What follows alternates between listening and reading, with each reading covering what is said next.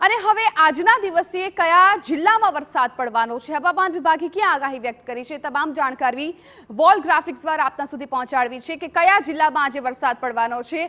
તો આજના દિવસે દાહોદ, છોટાઉદેપુર અને તાપીમાં વરસાદી માહોલ રહેવાનો છે। ત્યારબાદ ડાંગ, વલસાડ, નવસારી, દાહોદ, છોટાઉદેપુર અને તાપી આ તમામ જિલ્લામાં આજની તારીખે વરસાદ નોંધાશે તેવું હવામાન વિભાગે આગાહી કરી છે। ડાંગ, વલસાડ અને નવસારીનો એ વિસ્તાર છે કે જ્યાં વરસાદી માહોલ રહેશે। દાહોદ, છોટાઉદેપુર અને તાપીમાં વરસાદી માહોલ રહેવાનો છે।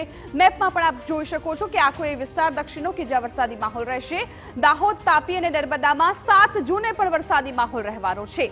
છોટાઉદેપુર અને વલસાડમાં પણ આજે અને આવતીકાલે આ બંને દિવસ વરસાદી માહોલ રહેશે તેવું હવામાન વિભાગે આગાહી કરી છે। ત્યારબાદ 8 જૂનની વાત કરવામાં આવે તો 8 જૂનમાં કયા જિલ્લામાં વરસાદ રહેવાનો છે? ગીર સોમનાથ, આણંદ, પંચમહાલ, દાહોદ અને તાપી આ તમામ એવા જિલ્લાઓ છે કે જ્યાં 2 દિવસ બાદ વરસાદી માહોલ જામશે, એટલે કે 8 જૂને વરસાદ પડશે। ડાંગ, નવસારી અને વલસાડનો પણ સમાવેશ એમાં થઈ રહ્યો છે। વડોદરા અને છોટાઉદેપુરમાં પણ 8 જૂને વરસાદી માહોલ રહેશે।